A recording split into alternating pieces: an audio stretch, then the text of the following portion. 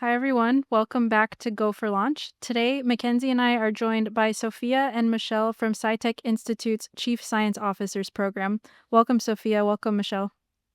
Thank Hi. you. We're excited to have you today. And before we jump in, this will be for each of you. Can you please introduce yourselves and share what kind of career you're thinking about and why it excites you? Yeah, I can go first. So, hello everyone. I am Chief Science Officer Sophia, and the career that I want to go into is actually at the intersection of technology and healthcare. So, I hope to go into research, specifically biomedical engineering. I really want to kind of identify and also hopefully research towards how we can implement artificial intelligence into healthcare in an ethical way. Hi, I'm Michelle. I'm an incoming junior. I've been a CSO for it's my third year. And for me, I really like sort of like repetitive work, but also like related to like science and technical.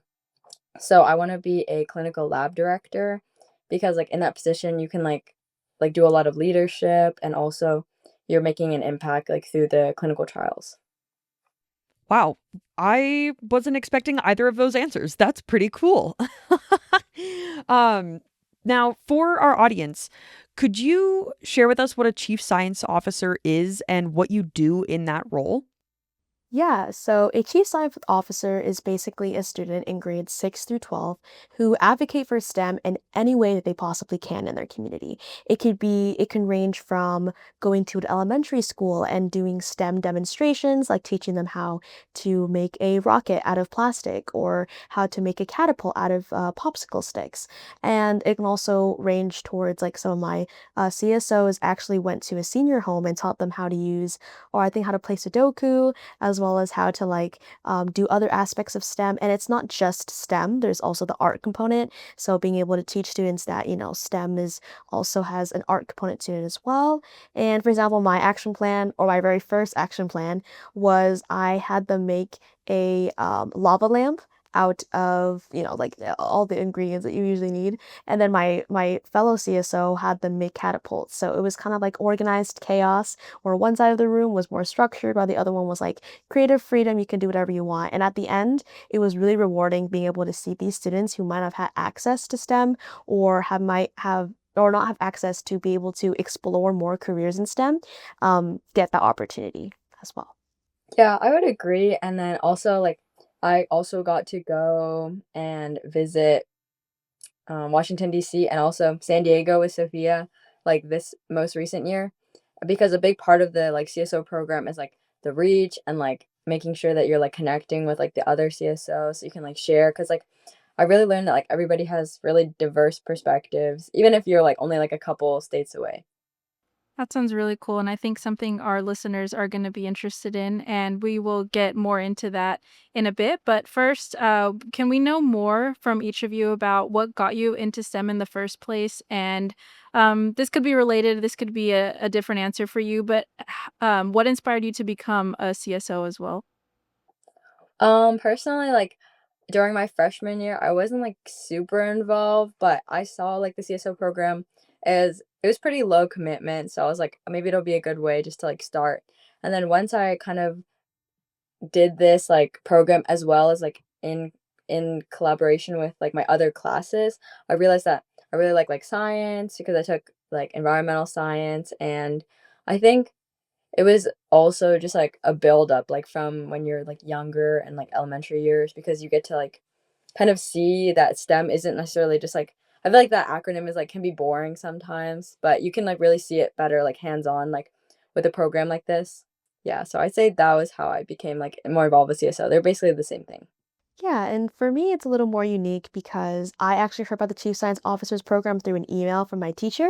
So this is my fourth year in the CSO program, and when I was a freshman, it had not, or the program wasn't in California at the time, so I was a part of the first cohort of CSOs to kind of become a CSO. So getting into it, all I really knew is that it was STEM advocation and that you were going to be helping your community in some way. And already I was hooked. I was like, I'm going to be able to give and make an impact on my community and with something that I was genuinely interested in and didn't know I was interested in until high school. So giving an opportunity for others to learn and explore and to really understand what they want to do in the future in STEM at an earlier age is something I was passionate about. So that's something that kind of drew me to the program first.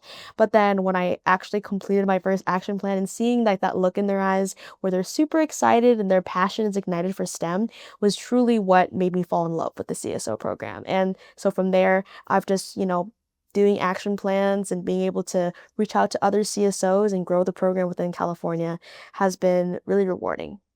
Thanks for sharing your experiences. It's really cool to hear kind of how you ended up in this position. And for people in our audience who might be interested in joining the CSO program, can you tell us a little bit more about how this program works? It sounds like you get to travel, like maybe you two don't even live in the same state. So is this like a, nationwide program, global program? How can people who are listening and want to get involved start that process? So Sophia and I, we both attend the same high school, and that's because like at our specific high school, there's another program called Merits, and that's kind of like the partner association. But you don't necessarily need that. That's just kind of how we like learned about the program because our teacher is like a very strong advocate for his students. And when like the ways that you can get involved is that you have to pay like a small fee, and you can start a chapter at like your high school, and I think yeah, like middle school since it's like grade 6 to 8. But I think all that information is like a packet online, and like we could probably be able to send that out or link it. Yeah, the first thing would probably be to reach out to the actual international coordinators first, to kind of express interest that we want to start a chapter at our school, and then also finding an advisor, an adult who can help run the program at your school, just to kind of be the point of contact between, your, I guess, cabinet with the rest of the international cabinets.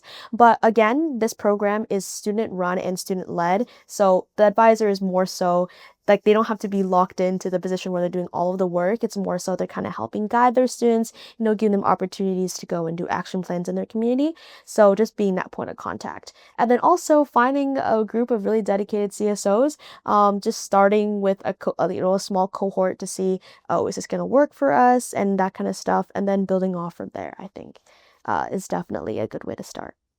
I wish this was around when I was in high school. I want to do something like this. Um, But just to clarify, the fee is for the school slash organization and not the actual students. Yeah, and for us, like for our school, our district sponsored it, so that was pretty nice. Very good. I want to make sure our audience knows um, that this is accessible, regardless of whether or not they have the financial situation for it. It is not something that they have to personally take accountability for or responsibility for. Um, Now, Sophia, you keep bringing up these action plans. Could you share one project or event that you've helped lead that you're really proud of? But before that, what is this action plan kind of thing? And as soon as I hear from you, we'll get over to Michelle. Yeah, of course. So an action plan is exactly what it's in the name. It's a course of action that you do to basically bring STEM and to educate others about all of the possible opportunity that STEM provides. So for example, we host something called STEM fairs at different elementary schools, and each booth is a different demonstration that presents a different career. So for example, one booth had a neuro arm, which teaches about neuroscience. We have another booth where there's cockroaches, being able to teach them about animals as well. We have another booth where I think what was it? I think they're like making the lava lamps themselves. And there's just so many different careers that we can present to these students who might have, wanted to be something else. Like, oh, especially growing up, I was told I had to be either a doctor or a lawyer. I didn't really know any other career out of that. So these STEM fairs and these action plans are a way for you to kind of let others know that there is a world of other careers in STEM and STEAM that you can pursue through these kind of courses of action. And it could be anything. It could literally be anything. It could be coding, it could be engineering, it could be a science project, just something that teaches someone else more about STEM. And with your program, is there a requirement as to how many projects, events, or action plans you're doing every year?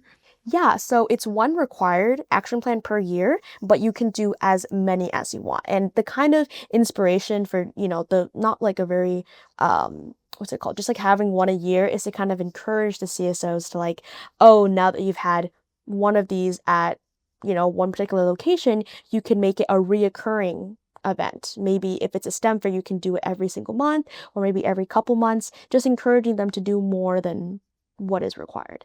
That sounds awesome. And your STEM fair, was that your proudest action plan that you've had? Yes, we have been able to. So actually, last year we did, I think it was two STEM fairs. Was that? Oh, three STEM fairs. So we've been able to increase the amount we've had every single year. So now more schools are like, oh my gosh, I want that for my school now. So we're being able to kind of broaden our reach out into the community. And another thing I'm really proud of, like project wise, is just being able to expand the CSO program. So coming from the five of us, in that started as the first cohort of students, now we have branched out to Warner Middle School. I think we have over 50 CSOs now, I think. Yeah. Wow, that's really impressive. And this Yeah. has only been going on for a few years, right? Yes. Very cool. Michelle, what about you? Is this part of your project that you're excited about, or have you been doing other things too? Yeah, I really enjoyed the STEM First too. I helped organize the volunteers like last year, but another thing that has been like really interesting for me has been like more of like the research based projects. Like for example, I'm doing this one right now. It's called MIT Invent Team. And so you're creating like a project or basically an invention, and it's supposed to benefit your community. And a big part of the application is like making sure that you're reaching out to the community and making sure that like you're definitely making an impact. And I think it's like really meaningful because it's healthcare and you're also like in our low income community. It's very important like to know the disparities between like different income levels. So yeah, I really enjoyed that because you get to see like the more technical side. That's super cool. That's not something people usually get exposed to before they're actually in their career and learning all of the niches and technicalities. From the outside, everything's all shiny and pretty and easy and what you want to do. But there are some harsh truths about the world out there. So it's exciting knowing that the youth is learning about this. They're being exposed to it, they're considering it and working towards making things a little bit more equitable and accessible. That's exactly what I was going to say, Mackenzie. It sounds like you both, and presumably the other CSOs as well, have been exposed to a lot of stuff that, probably a lot of people your age don't get exposed to. I was not having these experiences, certainly as a middle school and high school student. So I'm curious how being a CSO has maybe changed the way that you think about leadership or your future careers. And Sophia, I know you touched on this a little bit, but we'd love to hear from both of you if you have anything you want to add to that. For me, I feel like maybe not so much about my future career because I think like my career is kind of specific, so I never really got any like exposure to it besides just like my own research. But I think one of the like really good leadership like aspects that I learned is like you have to be really patient with people because I feel like I'm sort of the person who likes to like just get everything done like as quickly as I can so I can like relax. But everybody like works at different paces, and especially since like for this next year, I'm gonna be like one of the co-presidents for the chapter at our like our high school in Westminster. I've definitely learned a lot about like you have to manage a lot of people, and overall, I think CSO has really helped me become like a better leader who can like adapt to different perspectives and situations. It's awesome. What about you, Yeah. Sophia? Yeah, so for me, I would say that CSO, so actually, funny story. So when I was a freshman, when I first joined the CSO program, I had a leadership Training Institute, which is kind of like a training event that every CSO has to do every single year.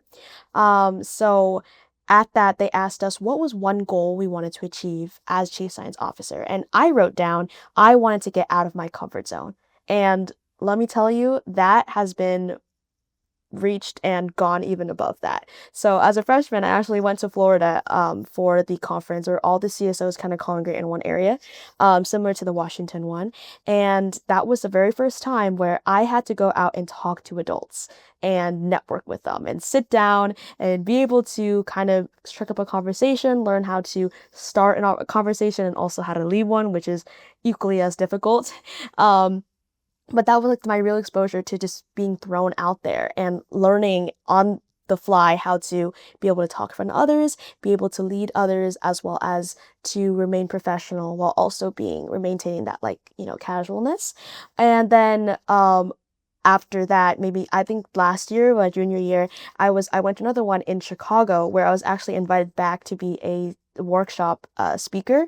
So I actually was a presenter there, which I think we were the only presenters there that were students. So that was definitely another really big like step out of my comfort zone because now not only are we an attendee, but now we're talking to adults, that is already very intimidating, but that was an amazing experience. And I'm so glad and really grateful that Chief Science Officers program has really given me the opportunity to be the leader and to really have the opportunity to say yes to everything and to do it. Yeah, you guys are totally set up for success in the actual real world. I mean, I went to my first conference like a couple years ago while I was getting ready to graduate college, not as a high school student leading things. This is crazy. Thank you for sharing your experience about Florida and Chicago, Sophia. Michelle, you went to DC and I heard something about a rep's office. Would you like to share about that? Yeah, so like that's a great point. I was gonna mention like it connects back to like those real world problems, especially since like we were right around there when like we traveled there to see like this. It's called the National STEM Festival. So imagine like a real like the top 100 science fair projects in one room with all these students just like presenting, and we get to talk about like everything that they found. And as part of that, we went to our representative Derek Tran's office. He was not there, but we got to talk to like his staff and like his assistants and stuff like that.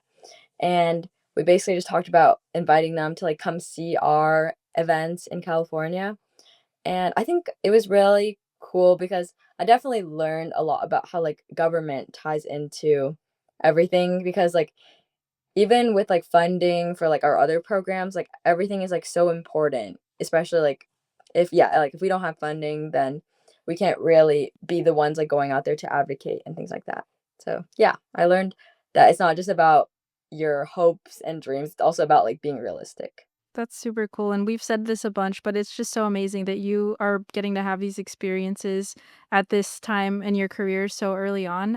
It's really inspiring, and I hope that people listening are able to, if they're not already thinking about this, maybe start thinking about it, or at least now know what their options are if they're, in middle school or high school and want to get involved. And something else that I'm curious about is it sounds like both of you have had a lot of cool experiences. So for each of you, even if it's not that same, proud moment we talked about earlier, could be the same. What's your favorite thing or your favorite experience you've had as a CSO? Your favorite memory, like, your favorite thing you've gotten to do?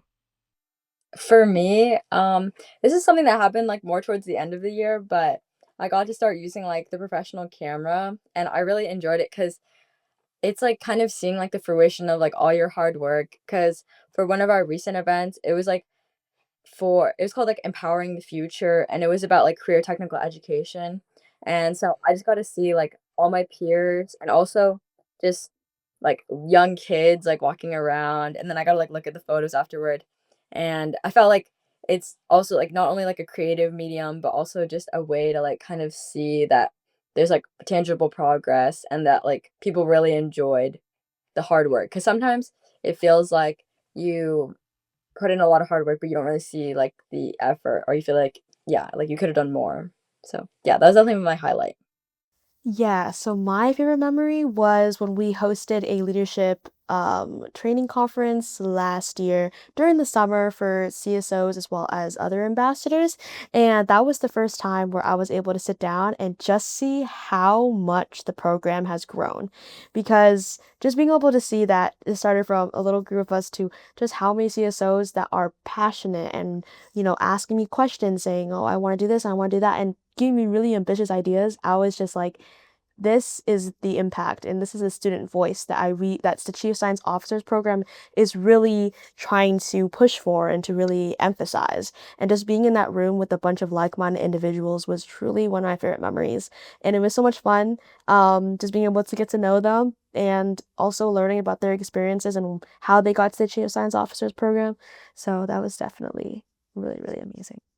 That all sounds incredible. And I really appreciate the fact that you guys keep talking about the impact that you're having on other people, other schools, other groups in your communities, and that kind of thing. But there's also a little bit of room for you guys to brag about yourselves. So, what is the best thing that this has offered you guys? In yourself, how do you see that this has impacted you? I think for me, so from the Chief Science Officers program, I was actually, so basically all of our accomplishments and, other exposure into the community, doing the action plans and, being able to advocate about it. I actually was recruited by the Orange County Department of Education as well. The CSOs who came in and asked if the CSOs wanted to become their student ambassadors.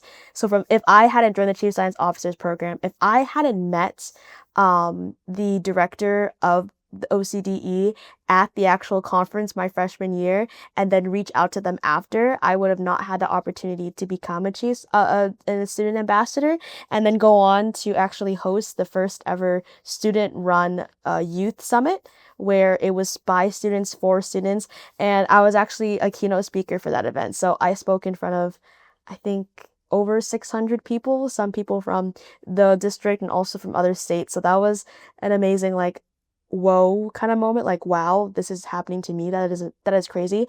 But it's just truly like it was like a domino effect. Like if the CSO wasn't there, then I wouldn't be here where I am today. So definitely that was amazing. Yeah. Uh, I I agree that like CSO has given me a lot of opportunities. I'd say one of the main ones is that we've really been focusing on like talking more with like government officials. So I think like most recently we've been talking to more of like Derek Tran's office. So like we've been talking to this other representative. Her name is also Michelle. So I've just been able to kind of like have this little network, and I feel like that'll be like really useful for my future, as well as just yeah, basically just making connections. Because without the program, I don't think I'd be as good as public speaking or like managing people or even like yeah, just like normal presenting and talking. Yeah. Awesome. I know I keep saying it, but you guys are definitely getting set up for success here. It's awesome. There's so much hope out there for the next generation. Um, Now, speaking of the next generation, as you guys are a part of it, there are loads of people that are younger than you that want to know how they can do something similar. So, what advice would you give to other students who want to make a difference in their schools and their communities through STEM? Michelle, I'll have you share first. Honestly, I feel like nothing like if you really just think about it, nothing about me like sets me apart any more than another person. Like everybody is capable of doing the things that I've done. It's not like I have excessive privilege or like I have like these like I was just like granted these opportunities.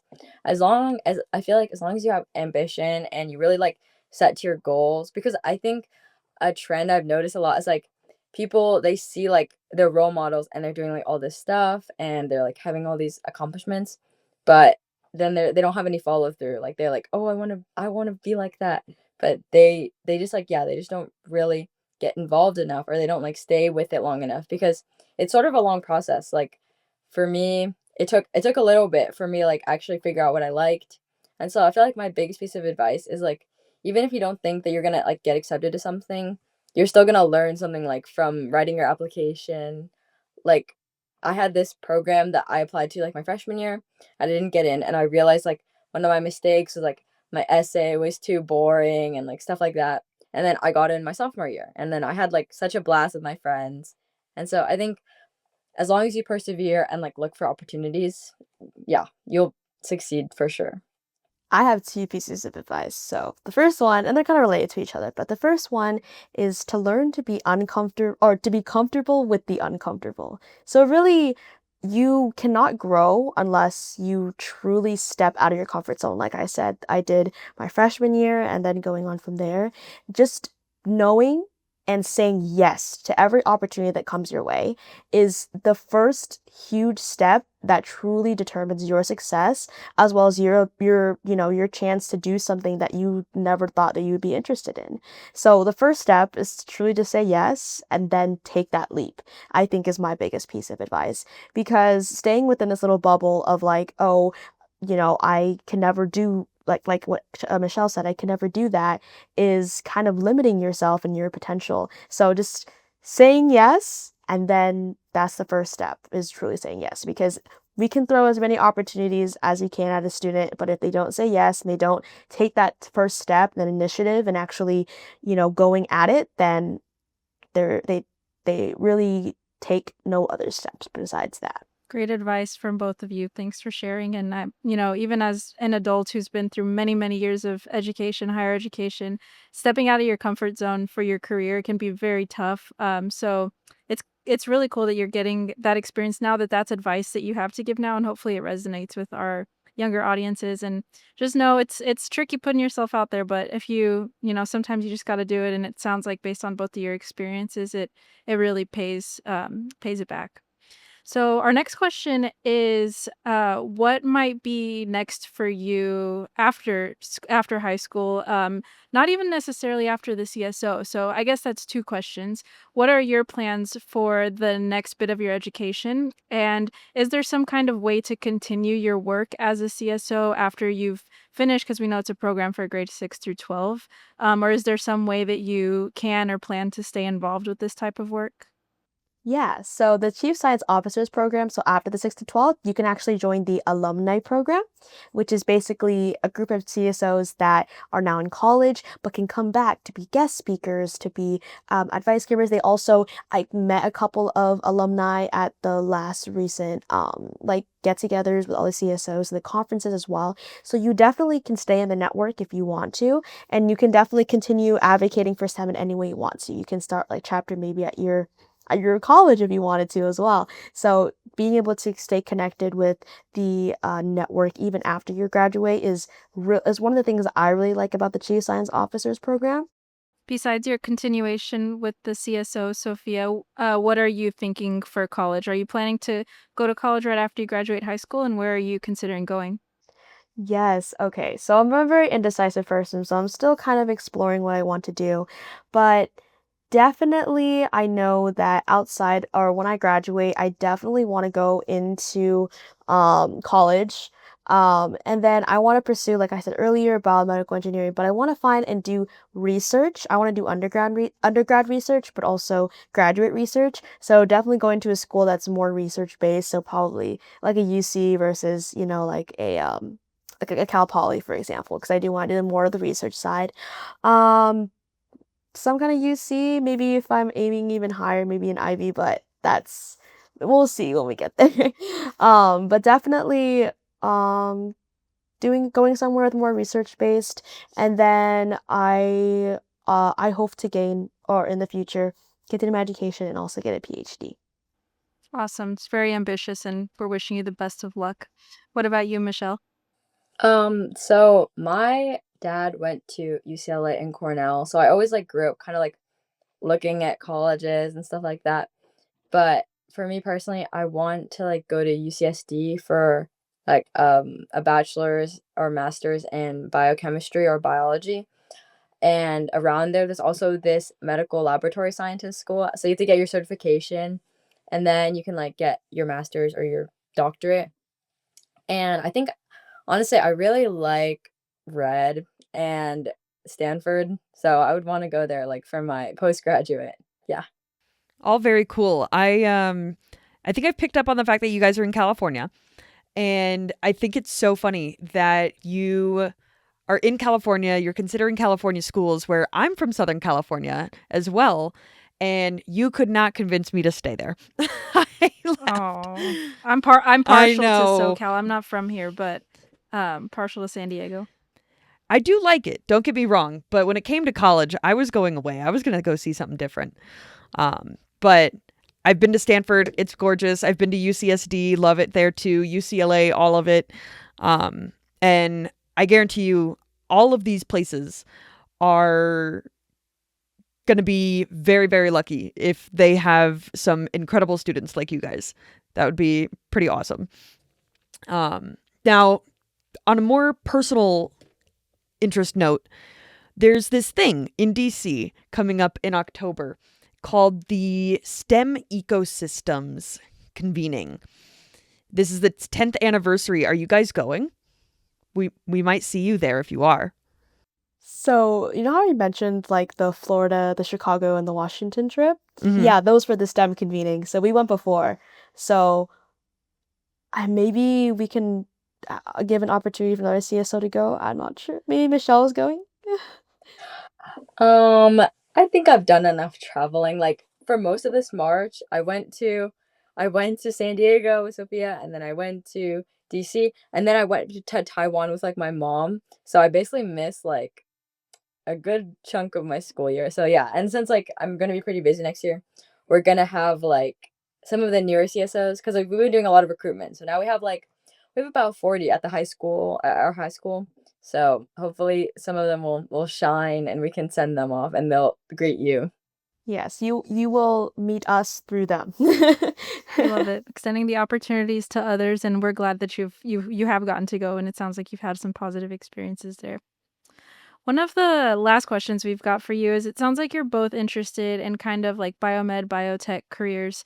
This is a field that's advancing pretty rapidly. So I'm curious for each of you, what is it that excites you the most about this field? Or what is it like, what's something you're looking forward to the most? For me, this is kind of like obscure, but I think regenerative technology is like really interesting. Like this is not as new, but there's like the immortal jellyfish, and like I think it's really interesting how you can like take cells from like other animals, and like you can like maybe cure cancer, or besides that just like help like basic diseases, like for example like even diabetes, like because I'm genetically predisposed to diabetes. So I think like the healthcare cures, like kind of similar to insulin, I think that those are really interesting part of biotech. Yeah, so similarly, we have a similar kind of like career interest, but for me, I am thinking about like the possible implications, like I said before, artificial intelligence in healthcare. And specifically, I read an article a while back where someone had inputted their symptoms into a AI chat box, and they had told them, "Oh, go to the hospital immediately."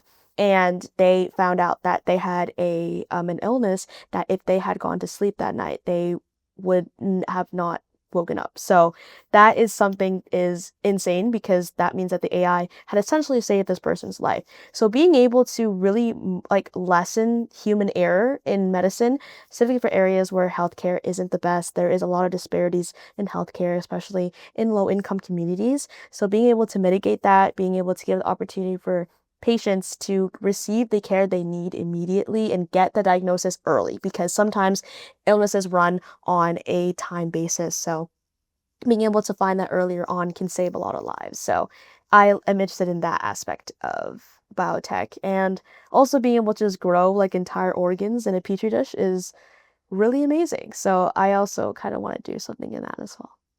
I'm very excited to watch you guys do this. I am so far removed from all of these things. I can't even believe you guys know about this stuff. So it's very exciting that this is our youth. This how insane is that?